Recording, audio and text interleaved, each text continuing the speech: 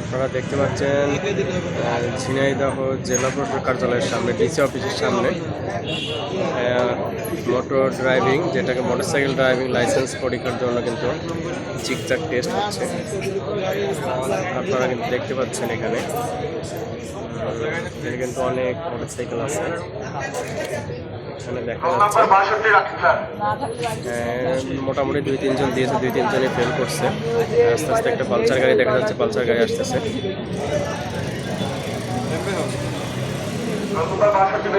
উনিও ফেল করছে।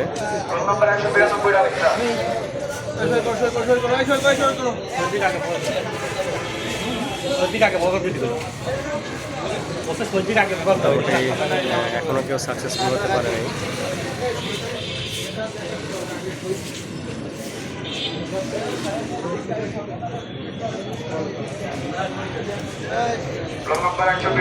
লাইসেন্স